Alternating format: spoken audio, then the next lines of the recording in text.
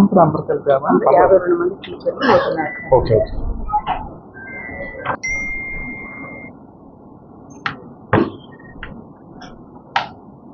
ఓకేనా.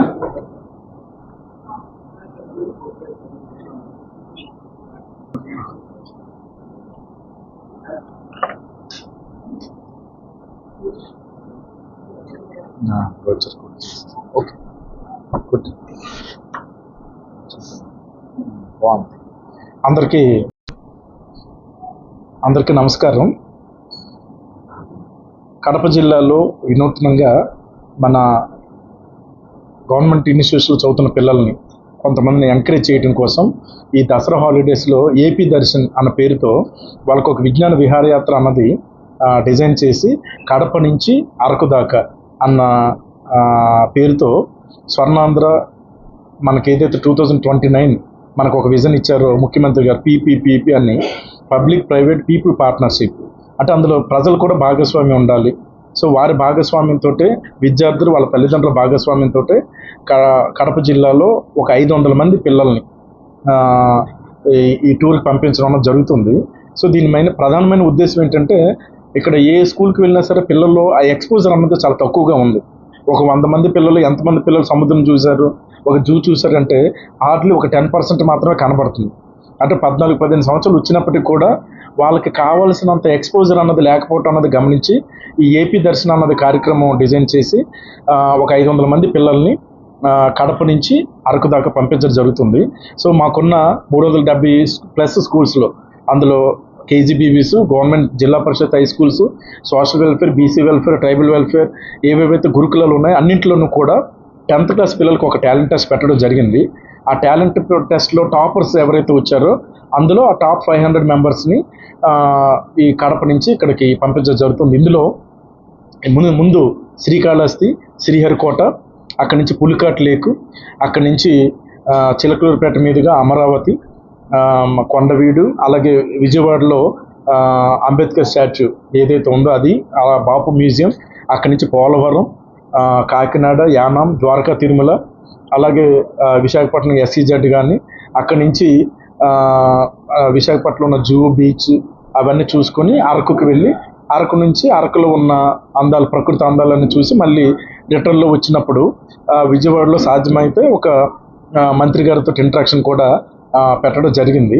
సో ఈ విధంగా ఒక 500 మంది పిల్లల్ని ఎడ్యుకేషన్ డిపార్ట్మెంట్ సహకారంతో పంపించడం జరుగుతుంది. సో దీనికోసం ఒక మంచి లగ్జరీ బస్సుల్ని కేటాయించడం జరిగింది.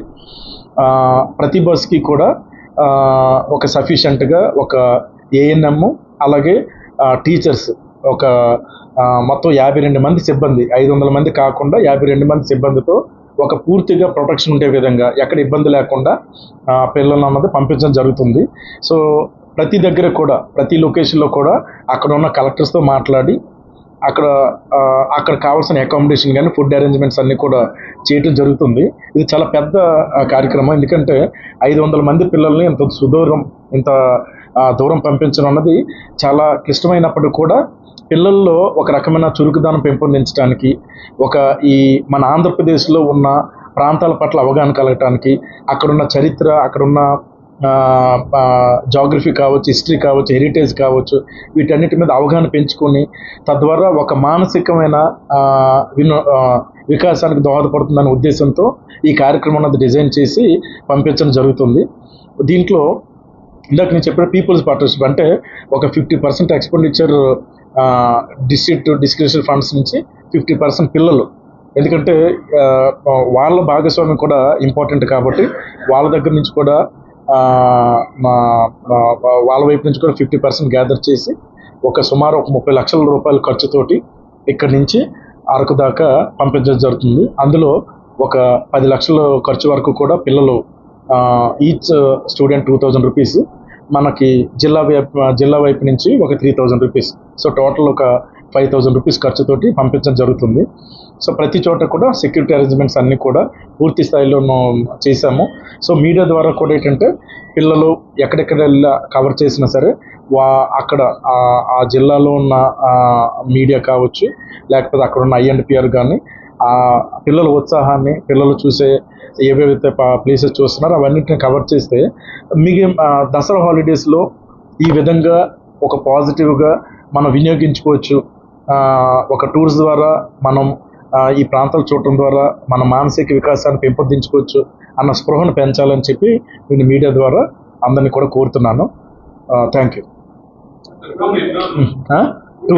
టూర్ 8 రోజులండి. ఇది కరెక్ట్. ఇది 4వ తారీఖు నుంచి 11వ తారీఖు వరకు కూడా జరుగుతుంది. దసరా సెలవుల్లో పెట్టడానికి ప్రధానమైన కారణం ఏంటంటే 8 రోజుల టూరు.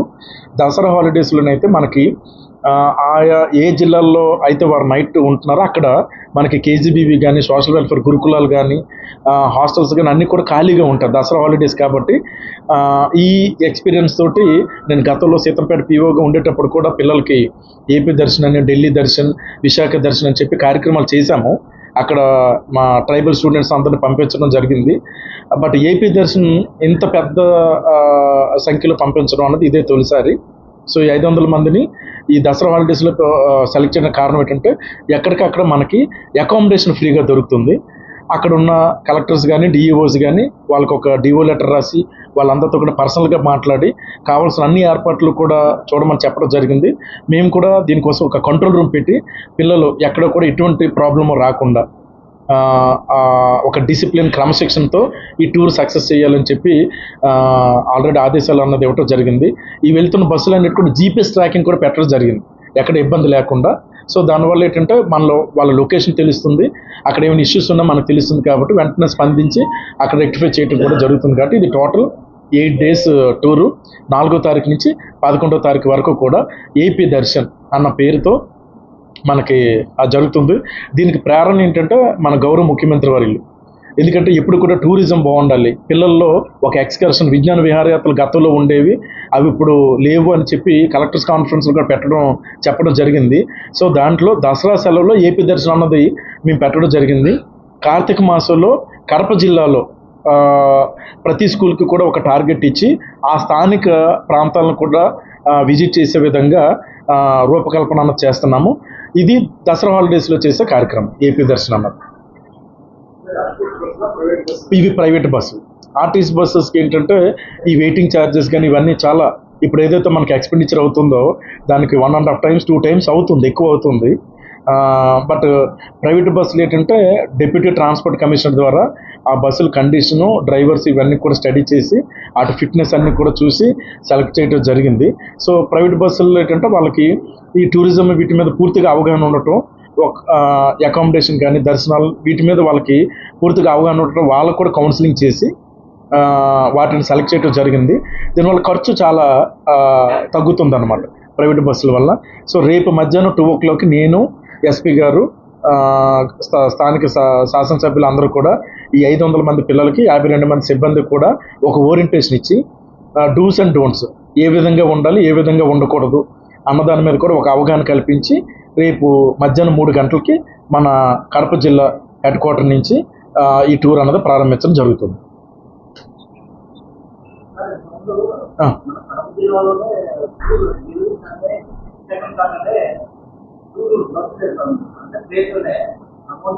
ఎవరికి?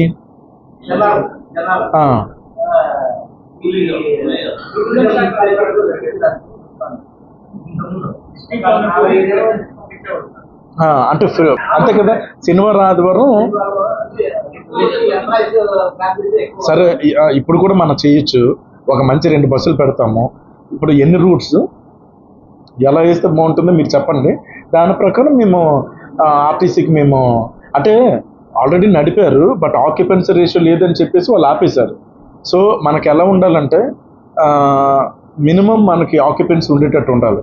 సో ఇప్పుడు 2 టూర్లు, ఒకటేమో గండికోట వైపు, ఒకటేమో బ్రహ్మంగారి మఠ వైపు ఒక 2 బస్సులు ఇనిషియేట్ చేసి ప్రతి వీకెండ్ ఒక second Saturday and Sunday and every Sunday ఈ రోజుల్లో కంపల్సరీ ఆ బస్సు ఉండేటట్టుగా మనం ప్లాన్ చేద్దాము.